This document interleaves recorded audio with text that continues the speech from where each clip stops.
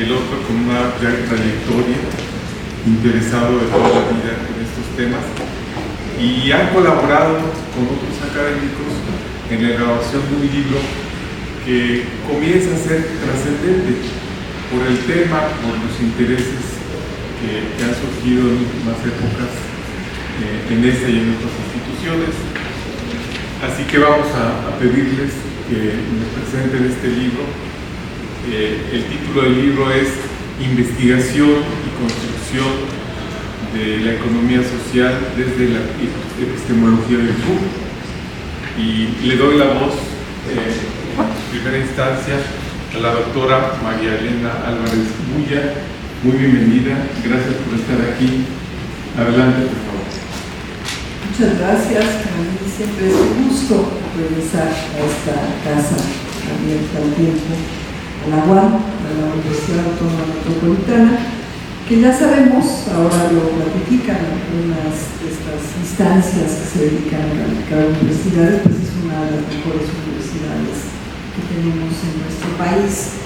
En algunos aspectos diría yo la mejor porque dio el ejemplo de cómo plantear un nuevo modelo de formación que justamente tiene mucho que ver con el objeto de este libro tan importante que se presenta hoy: Investigación y construcción de la economía social desde la epistemología del sur, que implica cambiar los paradigmas en muchos sentidos de la educación para acercar a las y los estudiantes, a las comunidades estudiantiles, a la realidad y anclarse en principios que son muy importantes y que hoy en día se están afortunadamente reivindicando desde el gobierno federal y desde la mayoría de los gobiernos de los estados, y que tenemos que tener muy presentes, y que creo yo también es muy importante que como ciudadanía, como pueblo de México,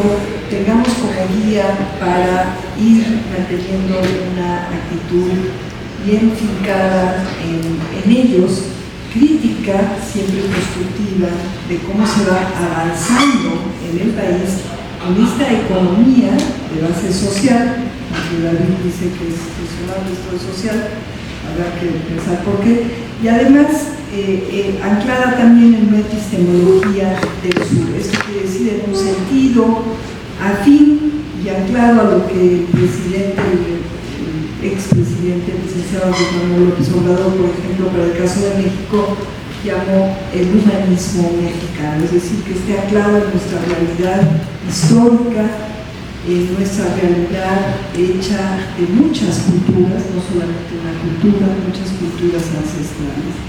Y por ello es que me da muchísima alegría estar aquí con todos ustedes, porque además este libro, como ustedes ven, lleva un sello que ahora ya es icónico, porque tuvo una vida corta pero muy significativa, CONACYT con H, que justamente reivindicó a las humanidades primero, antes y alrededor, o en acompañamiento absolutamente de todo el quehacer científico, las humanidades, el contexto social es muy importante para realizar una investigación científica con un sentido de bienestar, de bien común, no de mercancía, y de cuidado también de nuestro entorno.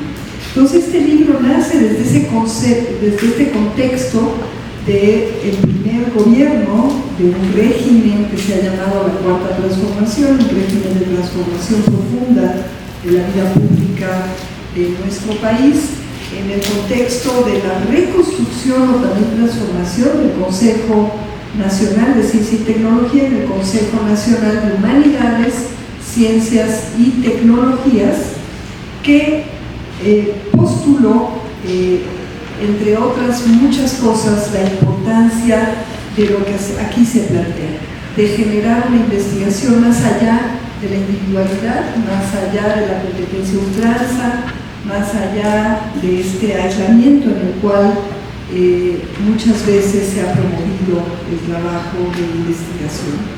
Entonces tenemos un libro sumamente riguroso desde el punto de vista académico, técnico, que contiene dos partes, una parte teórica y una parte en donde se dan cuenta desde diferentes países de Latinoamérica de casos concretos de éxito y de aplicación de los principios de esta investigación y construcción de economías sociales, yo lo pluralizaría, desde estas epistemologías del sur, porque tampoco hay una sola epistemología del sur, hay muchas epistemologías. Esta pluralización que imprimimos también en el nombre del CONACYT, Consejo Nacional de Humanidades, Ciencias y Tecnologías, tiene un sentido profundo, no era nada más un capricho, tiene un sentido profundo de romper con esta dominación epistemológica que nos vino desde luego los países europeos, también obviamente de Estados Unidos. Esto no quiere decir que desdeñemos todo lo que se desarrolla en términos técnicos y científicos desde las universidades, que tienen un sello preponderantemente pues colonizados desde el punto de vista epistemológico, pero es imprescindible establecer con mucha profundidad lo que se ha llamado también este diálogo de saberes y pluralizar y reconocer que no hay una sola ciencia, en muchas ciencias no hay una sola forma de aprender con H acerca de nuestro entorno, hay muchas formas. Y por ello es que esta pluralidad epistemológica es fundamental, y en este libro se da cuenta de ello, no solamente desde el aspecto teórico que está en la primera parte, sino también desde el aspecto práctico, concreto, de experiencias en donde ya se ha ensayado con éxito este modo de generar economías solidarias. Y esto es muy importante porque además no solamente se sustenta por un autor en solitario. Para empezar, tenemos 4 coordinadores, con una coordinadora experta que tengo acá cerquita, la doctora Patricia Couturier Bañuelos, sin duda alguna una exponente muy importante de todo lo que ha tratado este congreso y también de lo que está en este libro que hoy estamos presentando para todas y todos ustedes, para todo el pueblo de México. También Ricardo Contreras Soto, debo decir, me abordó desde que estábamos iniciando nuestra gestión en CONACYT. Si algo le caracteriza es su empeño, o por ahí dicen terquedad, y era imposible hacer caso omiso de algunas de sus ideas, planteamientos que fuimos incorporando, no solamente en la reflexión que está aquí plasmada en este libro, que logró además aglutinar a 14 autores, además de estos 4 coordinadores. También acompañan en la lista de coordinadores Óscar Lozano Carrillo y Ricardo Antonio Tena Núñez, querido amigo Ricardo, con quien además pues también tuve la oportunidad y la suerte, el honor de compartir trabajo cuando estábamos desde la Junta de Gobierno, Junta Directiva de esta importante Universidad Metropolitana, y por ello es que también pude profundizar en la vida de esta casa abierta al tiempo, esta universidad tan importante para nuestro país. Más que repasar, porque yo creo que quienes me acompañan, que son expertos, experta, la doctora Patricia Couturier, y que van a detallar algunos aspectos del contenido del libro, yo quiero sintetizar que este libro y muchos de los libros que sobre todo en temas de humanidades y de ciencias sociales son parte de esta importante colección que será todavía más nutrida conforme vayan pasando los meses y sigan saliendo a la luz los diferentes volúmenes de ella, colección de ciencias y humanidades para México, pero realmente es para México y el mundo, porque gracias a la riqueza y al talento de las comunidades científicas, humanísticas, de tecnólogas, tecnólogos e innovadores, verdaderos innovadores, innovadoras del país, se nutrió esta colección con algunos volúmenes que creo yo están ya siendo pues algo así como faros que guían algunas vías, algunos derroteros para realmente seguir profundizando en el contexto neoliberal mundial que todavía impera ahora con un capitalismo pues con tintes fascistas, hay que decirlo, en nuestro vecino país del norte, pues se vuelven todavía más importantes estos principios, que son los principios del trabajo en red, que son los principios del trabajo solidario, de la solidaridad, que son los principios de la transdisciplinariedad, que implica no solamente muchas disciplinas, multitud de disciplinas, sino trascender los límites de la academia para realmente de la mano y en acompañamiento, solidaridad y con humildad trabajar con diferentes sectores de la sociedad y también establecer alianzas, como se comentó aquí, alianzas constructivas para seguir construyendo, como dice el título del libro, investigación y construcción, que va más allá de la investigación e incidencia que se promovió en los PRONACES y en los PRONACES desde CONACYT con H. Entonces, este enfoque transdisciplinario, y por ello aquí aprovecho para compartirles que hemos dado a conocer desde la Facultad de Derecho hace pocos días de la UNAM una iniciativa en la cual ya se están sumando algunas y algunos colegas de la UAM y de varias otras universidades para abrir un seminario permanente, itinerante, seminario de investigación e incidencia transdisciplinaria, y podríamos sumarle construcción de economías y realidades sociales, solidarias y virtuosas en el contexto de lo que sucede en el país, y para seguir compartiendo estos resultados tan importantes.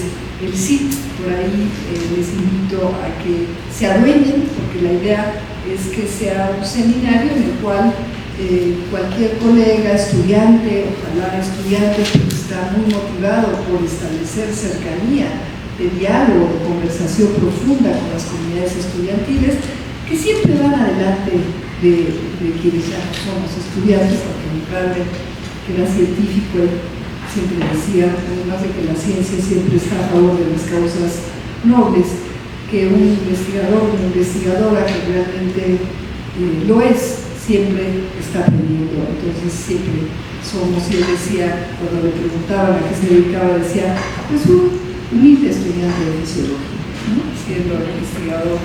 Entonces, esta importancia de mantenernos siempre ancladas en las propuestas, inquietudes y grandes ideas de las comunidades estudiantiles, a mí me parece muy importante.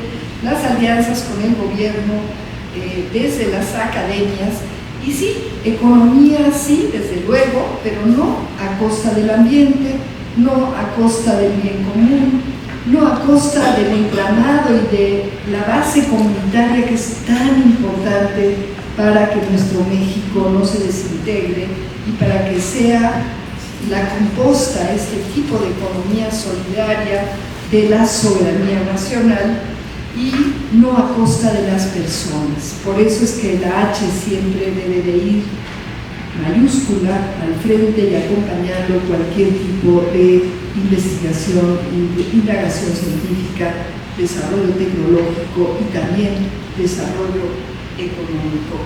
Y no podemos pensar en soberanía de los pueblos si nos olvidamos de aquellos valores que en el neoliberalismo y en el capitalismo también pues han sido avasallados por criterios meramente productivistas, incluyendo la ciencia, por criterios meramente económicos y de lo que se llama el Producto Interno Bruto. O sea, no es bruto en el sentido amplio de la palabra, porque se lleva por encima muchos valores humanos. Yo quisiera resaltar, además de los ejemplos que seguramente aquí Ricardo y Patti van a comentar, que desde el CONACYT, desde una de las direcciones adjuntas que llevaba el tema de desarrollos tecnológicos e innovación, entendida en el sentido pues no apropiado por el neoliberalismo, que desde el CONACYT sin H, neoliberal antes de el gobierno del presidente Andrés Manuel López Obrador, se convirtió además en una simulación corrupta de transferencia de recursos supermillonarios, multimillonarios a favor de empresas que ni hacían desarrollo científico, ni tecnológico, ni innovación, y que sin embargo fueron transferidos con criterios pues muy opacos a estas grandes corporaciones, algunas de ellas transnacionales, ¿no? En contraposición a esta política simuladora neoliberal, porque ni siquiera llegó a ser una política que realmente generara patentes, etcétera, etcétera, pues en CONACYT, con H, lo que establecimos fueron prioridades claras, que inclusive el propio entonces presidente de la República, el licenciado Andrés Manuel López Obrador, estableció con toda claridad en diálogos con la realidad, ¿no?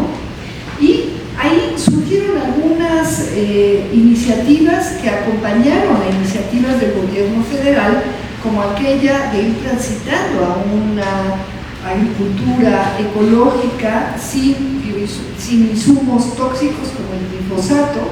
Y entonces surgió desde el CONACYT, con H, una convocatoria que obtuvo una respuesta impresionante justamente de microempresas y de estas alternativas de economía solidaria para la producción de bioinsumos nacionales que sí pueden sustituir tanto en calidad, en eficacia, en términos agrícolas, como también en cantidad de producción al glifosato, que hoy sabemos es un agrotóxico cancerígeno y con muchos efectos nocivos a la salud. Ahí está un ejemplo muy patente de la posibilidad y la riqueza de alianzas entre diferentes sectores de la sociedad, algunas nano, microempresas y la academia y comunidades de diferente índole, pero todas ellas indígenas y mestizas, con una clara clara experiencia y arraigo de prácticas agrícolas que prescinden de los agrotóxicos, y se ensayaron muchos de estos bioinsumos en los faros agroecológicos que esperamos sigan siendo apoyados y multiplicados a lo largo y ancho del territorio nacional. Pero en un sentido similar, y que surge además de necesidades concretas internas que tenemos en el país, de necesidades primarias, como tienen que ver aquellas que se relacionan con la salud, por ejemplo, surgieron iniciativas que a lo mejor ya no surgen de estas empresas en red comunitarias, pero sí de microempresas nacionales que complementan este otro enfoque, y es así que pudimos lograr, en alianza con una microempresa de ingenieros otomís indígenas, uno de los 2 ventiladores nacionales 100% diseñados, hechos en México, GATSI, que quiere decir justamente suspiro otomí. Para mí esta fue una gran lección de la gran capacidad y de la posibilidad de generar en alianza con estas pequeñas empresas, compañeros, ingenieras, con el sueño de generar tecnologías soberanas, pero además que comparadas con los mejores ventiladores del mundo han salido ligeramente mejores, que tienen ya registros de COFEPRIS y que tienen la posibilidad real, como ya se demostró por los casi 1000 ventiladores de este modelo y de otro diseñado al seno de uno de los centros de investigación públicos de investigación, el CIDESI, gracias al liderazgo del doctor José Pineda, entonces director de este centro público de investigación, que se generó el EGECATL 4T, otro ventilador 100% mexicano que además rompe los paradigmas de la ventilación mecánica, introduciendo la posibilidad de una función de adaptación a las condiciones reales de los pulmones de los enfermos. Es decir, en medio de la pandemia, cuando enfocamos las prioridades con claridad, cuando sabemos que estamos sirviendo a la patria y que con honestidad se asignan los recursos suficientes y necesarios, no más, no menos, y el apoyo interinstitucional, comunitario y de gobierno, México da lecciones al mundo de cómo hacer cómo desarrollar las mejores tecnologías y dejar fincada la posibilidad de industrias nacionales de base, primero, soberana, es decir, para atender prioridades de nuestro país en favor de jóvenes que están deseosos de quedarse en el país y no irse a servir a transnacionales aquí o fuera, y además para darle al pueblo de México, a los más jóvenes, las mejores tecnologías.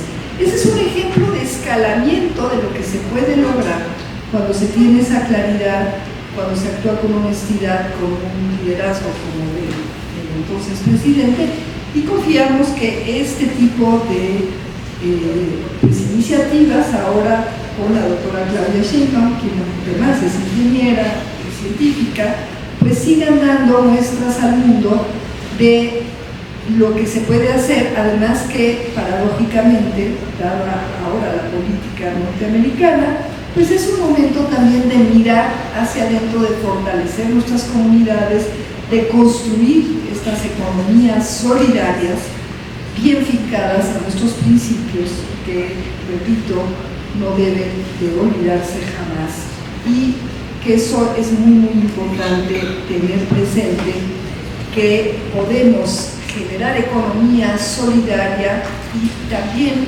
pertinente e incidir en resolver nuestros grandes problemas nacionales, a la vez que construimos estas economías que no destruyen el ambiente, que no promueven la competencia a ultranza, que promueven la fortaleza de nuestras comunidades, de sus ancestrales saberes.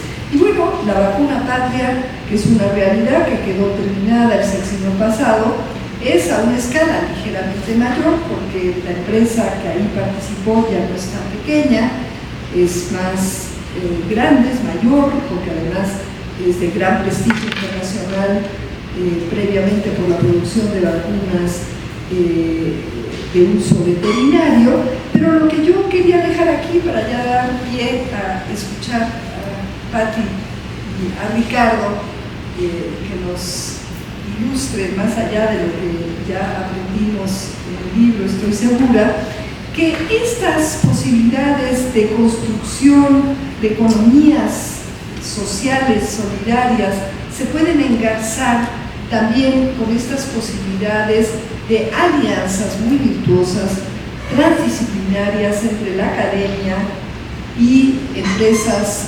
nacionales y latinoamericanas que fortalezcan, que realmente hagan una realidad la soberanía de los pueblos. Las alianzas que además son acompañadas y guiadas desde gobiernos de la Cuarta Transformación en México, coincido con David Barkin, tenemos una gran posibilidad y una gran suerte de estar en un país como México en estos momentos, y este tipo de discusiones, este tipo de documentos, de libros que nos recuerdan todo el potencial que tiene esta visión completamente contraneoliberal y también contracapitalista, son sumamente importantes. Yo les felicito, son 14 autores, incluyendo los 4 coordinadores y coordinadora. Les felicito de corazón y también les agradezco muchísimo. Gracias.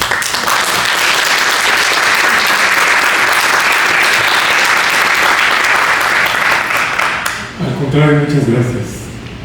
Adelante, doctor. Pati.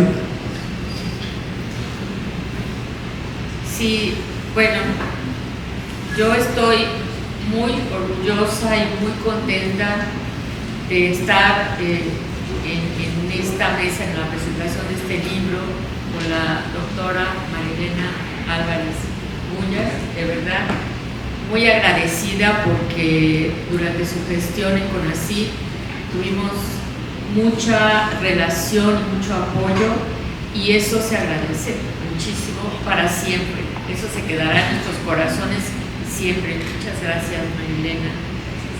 Y con el doctor Ricardo Contreras, quien pues ciertamente, como se ha dicho, es persistente, es una persona que trabaja, no sé a qué hora duerme, ¿verdad? Porque de repente, pues yo recibo sus correos a las 6 de la mañana que me estoy despertando y digo, ¿habrá dormido o no habrá dormido? Pero creo que el trabajo que hacemos todos en conjunto es muy importante. Sobre este libro, pues es más que irme en detalle con los autores, yo quisiera leer un poco la contraparte del libro, donde dice que en México y América Latina ha cobrado fuerza el concepto de economía social en un intento por deslindarse cada vez más de las visiones neocoloniales y neoliberales que marcaron una parte de nuestra historia reciente. Sabemos que precisamente el trabajo que hacemos todas y todos nosotros que estamos aquí y que algunos que ya se fueron hacemos es precisamente en beneficio no solamente de nuestros alumnos en la parte académica, sino de nuestra sociedad. La forma en que intervenimos, la forma en que podemos tener un diálogo de saberes ha sido muy importante. Y nosotros, como Universidad Autónoma Metropolitana, trabajamos un proyecto muy importante con CONACYT que se llama ALISA, Alimentación Sana. Y ha sido muy importante poder trabajar con los pequeños productores que están alrededor de las unidades de nuestra universidad para llevar a las unidades y también aquí a Victoria, que ayer comimos tortilla azul, para tener este intercambio fundamental con nuestras comunidades originarias, comiendo sano, ¿no? Con el maíz nativo y darles mercado, que es uno de los temas más difíciles y que todo el mundo lo sabemos, de los pequeños productores. Entonces ha sido un intercambio de saberes, ha sido un intercambio difícil por los tiempos de ellos, por los tiempos de las universidades, por la burocracia universitaria, pero que hemos tenido autoridades sensibles y que eso ha ayudado a poder trabajar con ellos de la mano, ¿no? Vamos luchando día a día, tratando de sumar esfuerzos y sobre todo muy agradecidos de que nuestra comunidad académica pues tiene una alimentación sana. Entonces, muchas gracias nuevamente por este gran proyecto que estamos y seguiremos trabajándolo, luchando para que todo el mundo entienda la importancia de conservar nuestro maíz, que como dice un dicho, sin maíz no hay país, y eso es bien importante. Entonces, bajo la idea de entenderse diferentes prácticas que generen un modo solidario y diferente de hacer economía, todas ellas impregnadas de un espíritu comunitario de transformación social. Eso lo hemos estado trabajando en este congreso y en los congresos que hemos sido de CIDE y de Economía Social y Solidaria. Entonces, este libro pues, es en concordancia con los principios de la epistemología del sur. Autoras y autores con diferentes formaciones académicas ofrecen trabajos que dan cuenta de investigaciones o ejemplos de incidencia de economía social en nuestros territorios. Si bien la obra tiene un énfasis local y regional, al leer sobre propuestas concretas que inspiran a construir un futuro más justo y equitativo, se puede generar una mirada crítica sobre el estado actual de la economía global. En suma, el objetivo de este libro es ampliar el conocimiento y sensibilizar sobre las percepciones que se tienen ante los cambios de la situación económica actual. Yo no quiero pasarme más el tiempo, pero los invito a leer este libro, a que tengan curiosidad de qué dice este libro que ha requerido tanto trabajo y que es el producto del esfuerzo de muchas personas y del apoyo institucional de CONACYT, del Gobierno de México y del Fondo de Cultura Económica. Muchas gracias.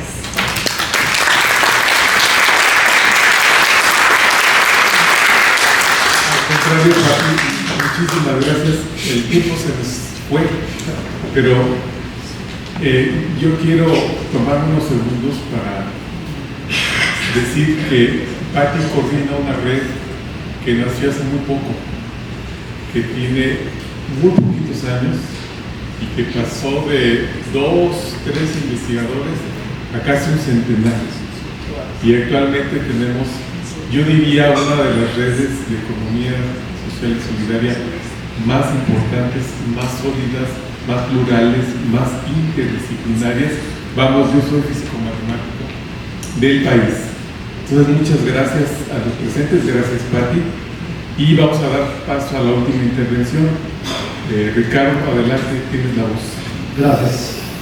Bueno, pues sí, quiero iniciar con la gratitud de la encomienda y de que nos hizo la maestra Elena Álvarez, muy a la doctora, y que estamos con ella y sí la recordamos y la vamos a recordar, pero además está vigente la lucha por el derecho universal a la ciencia.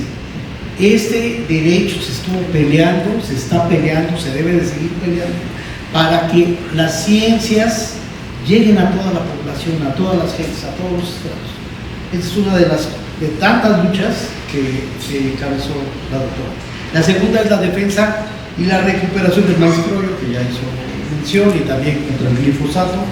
Esto es importante, ¿no? A veces no lo ponderamos, y pelearse con las transnacionales y buscar que la gente coma como debe de ser y recuperar todo nuestro patrimonio cultural de cereales es importante, ¿no? Y también se aventó un tiro, decimos vulgarmente, con toda la hegemonía de los medios de comunicación, los diputados de derecha, las instituciones educativas privadas. Fue de verdad, yo no sé cómo la vemos fresca, pero fue una batalla de estar peleando en los parlamentos la ley nueva de política científica adecuada para México. Entonces, no dejemos esa lucha, claro, que no se vuelva anécdota. Yo creo que debemos hacer frente a este tipo de cosas, independientemente pues de lo que pensemos, del gobierno, etc. Yo creo que hay cosas que son estratégicas y que si no las peleamos, pues las vamos a perder.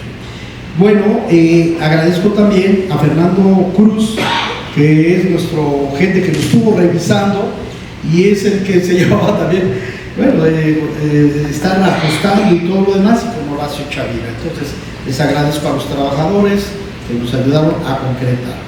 Ahora, este no es un libro donde es un collage ahí, métele lo que te guste y no. Es un libro que da cuenta del estado del arte en la cuestión de la economía social. Pero en la economía social no es una disciplina, es interdisciplinaria. Entonces tenemos quién habla: el historiador, el sociólogo, el biólogo, el físico, el arquitecto, el economista. No es un campo único y exclusivo de una sola profesión, de una sola disciplina, sino en el intercambio de distintos elementos, son como se va enriqueciendo y complejizando, que esa es la cuestión de cómo se va complejizando y cómo una cosa tiene que ver con la otra y cómo tengo que dialogar o cómo tengo que ver y escuchar a otras disciplinas que no son donde yo pertenezco y ver cuál es su contribución y aprender, porque pues no somos biólogos y no somos físicos, y somos humanistas, y entonces ha sido rico. Entonces, por eso es muy difícil que ahorita hablemos de ciencia única, cuando el diálogo se debe de estar realizando de manera conjunta. Bueno, eso por un lado. Por el otro lado está una realidad, bueno, en este caso latinoamericana, muy similar. Tenemos muchos problemas nuestro amigo que está constantemente Armando, platicando, cuando platica, decodifica, cuando presentamos cuestiones de economía social, dice, es que en Colombia pasa esto, sí, o cuando nuestros compañeros no se diga, también nos hablan de ese tipo de problemáticas. Bueno, este libro también, no lo hizo cualquiera, no en términos de pedantería. Laura Colín y María Arcelia González Butrón, junto con nuestro amigo David Berti, son de los fundadores de Economía Social aquí. Entonces, son de la gente que ha venido trabajando, no empezaron ayer. Ellos han visto la trayectoria, han monitoreado, han trabajado. Entonces, el primer capítulo hacen una revisión del estado del arte, pero no se quedan diciendo la contribución o el desencuentro o el conflicto conceptual, no. Lo va reflexionando desde el punto de vista político. Entonces, por eso es importante no solamente el estado del arte, sino el estado de la cuestión o el estado del contexto. En dónde se va dando, cómo se va dando. Y hacen una revisión muy, muy interesante. Y no solamente eso, sino confronta la economía social, nos ponemos en el espejo y dice, bueno, ¿le quieres ir por, quieres hacer capitalismo social o quieren hacer propuestas?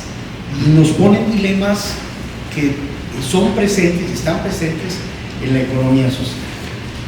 Aline Mandoca habla en otros sábados y en pues de la lucha, que son las economías contrahegemónicas, cómo se dan, y son importantes que las veamos, la economía feminista, la economía campesina, la economía,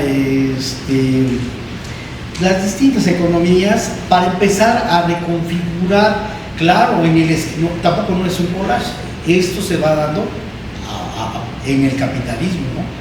La economía que se da en las cooperativas, entonces hay muchas, pero no son tantas, y que se van dando de la economía indígena, cómo se van construyendo, cómo se van configurando, ¿no? Bueno, Pedro Moctezuma Barragán, lo conocen ustedes, o algunos de ustedes, de Antonio Mendoza Hernández, algunos también lo conocen.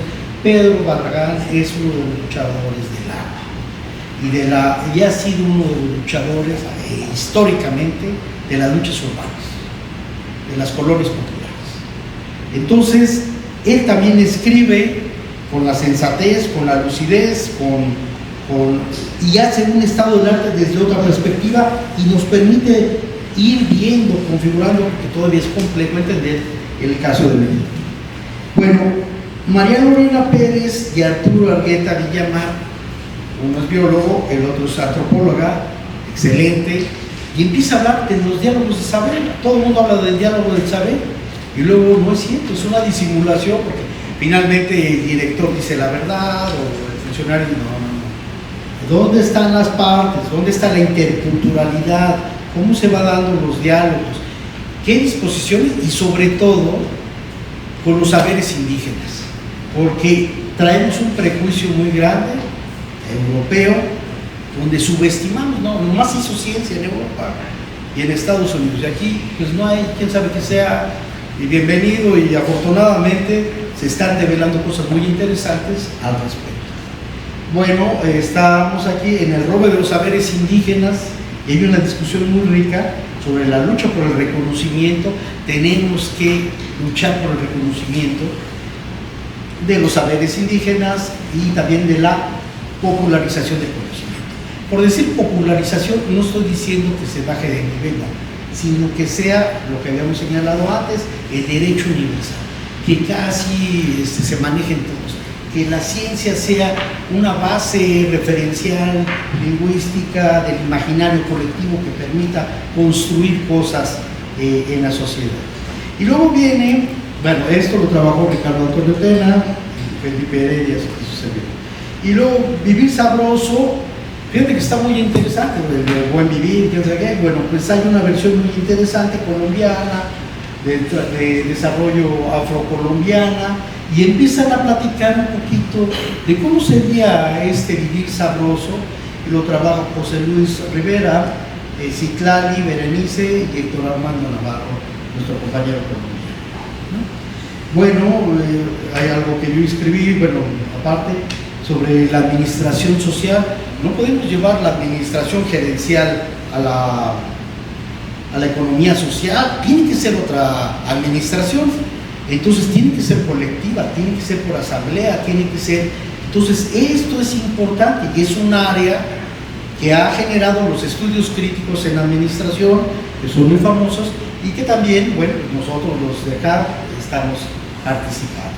Están Rodrigo Alpar y Ivette Aybar, ellos trabajaron un poquito lo de cuentas satélites. Carlos Mario Llori platica una experiencia colectiva de cómo se va organizando a través de él le llama la cuarta vía. Alejandro Espinosa nos habla de las fábricas recuperadas, las nuevas configuraciones sociales. La Boeing es una fábrica recuperada. Bueno, pues en Argentina hay más y la ley lo permite, que cuando ya truenan la cosa, pues los trabajadores pueden agarrar el medio de producción para hacerse dueños cooperativistas. Bueno, y están los procesos sociales de contexto y la estrategia de la economía social. Aquí un poquito de esta situación que todavía está ambigua, que va a pasar con Trump, y con todo lo que está reconfigurándose en América Latina, y también cómo podemos fortalecer, y que tiene que ver con macroeconomía, y que tiene que ver con políticas, y que tiene que ver con el Estado y con la lucha, pues, que todavía faltan bastantes cosas que hay que recuperar. Están las utopías en América Latina. Bueno, allí participa Óscar Lozano, Ricardo Antonio Tenis. Está María Guadalupe Baliñas, que trabaja utopías en América Latina. Es el cuestionamiento del porvenir en la economía social y la complejidad de la eco-utopía y distopía de las ciudades. Y luego terminamos al último con nuestras compañeras Diana Consuelo de la Universidad de Guanajuato y Miguel Agustín Ortega sobre la economía social, estructura y condiciones del desarrollo. He enunciado para que vean el entramado. Es el entramado, no es una cosa sola y ya terminas y ya sabes, no. Nosotros que nos dedicamos a hacer investigación en la economía social debemos entender el entramado. ¿Qué es lo que está sucediendo en el sistema mundial? ¿Qué está sucediendo en las regiones, en los territorios y demás? Eso es lo que tenemos que saber, cultural, política, social, económicamente. Y entonces considero que es cuando podemos hacer una contribución interesante. Entonces, sí, los invito a leer, no está acabada, muchas cosas están interrumpidas, algunas cosas posiblemente están muy modificadas, pero la verdad yo creo, y ese es el ejercicio intelectual, de poder sintetizar, de poder condensar un conjunto de momentos históricos sobre una problemática en un contexto que ahora es México, América Latina, en este texto. Muchas gracias.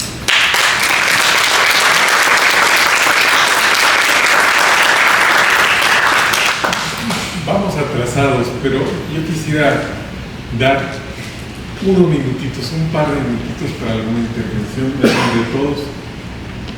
Están abiertos los micrófonos. Adelante, por favor.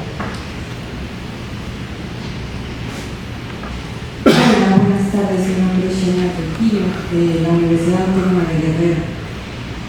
Una de las cosas más interesantes, ya me compartió el libro el compañero colega, y me parecía muy interesante, por ejemplo, la experiencia que tenemos dentro de Guerrero en la comunidad MEPA, específicamente con la cooperativa Numarama Esquillu MEPA, que hay dos condiciones. A pesar de que son cooperativas, ellos se manejan internamente diferente por la cuestión del aspecto cultural. En la toma de decisiones en una cooperativa sabemos que hay socios y el voto es el que, digamos que es el que manda, pero el voto de cada socio. Sin embargo, aquí hay un contexto cultural y social en el cual las decisiones no son así. Las decisiones son a través de la asamblea, sí, pero también del Consejo de Ancianos. Y eso es algo que es evidente en cuanto a la cuestión de cómo se maneja la economía social solidaria en contextos como los cuales son los indígenas, ¿no? Entonces me parece muy pertinente este libro, me parece muy interesante lo que he podido rescatar de el rapidito, una leída muy rápida porque fue ayer que me lo compartió, pero les agradezco mucho y los felicito mucho por este gran libro y sobre todo por esta mirada, ¿no?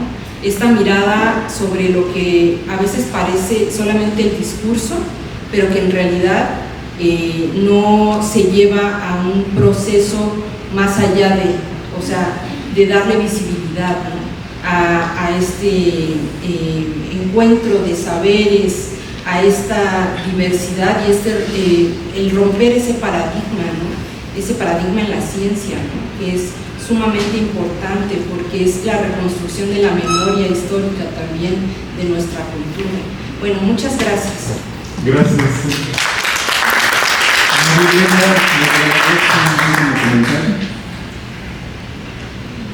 Bueno, pues una felicitación reiterada, una invitación a pues, todas las comunidades, ¿no? de esta gran universidad y todas las universidades que convoca y los estudiantes a sumarse a esta reflexión a la cual invita este libro y agradecer nuevamente pues, a todos los autores por haberse animado a ir más allá de las dificultades de trabajar en colectivo. Y desde luego al Fondo de Cultura Económica que les acompañó solidariamente toda esta colección y que va a seguir acompañando porque están saliendo, como estamos acá hablando, nuevos títulos. Entonces que estén atentas y atentos a todos los títulos de esta colección de ciencias y humanidades para México. Muchísimas gracias y muchas felicidades para todos. Gracias, al contrario, gracias.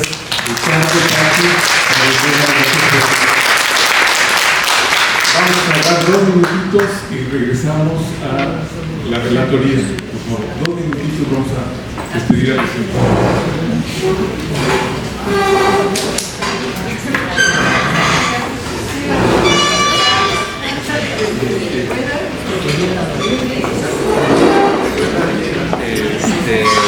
yo tengo un doctorado.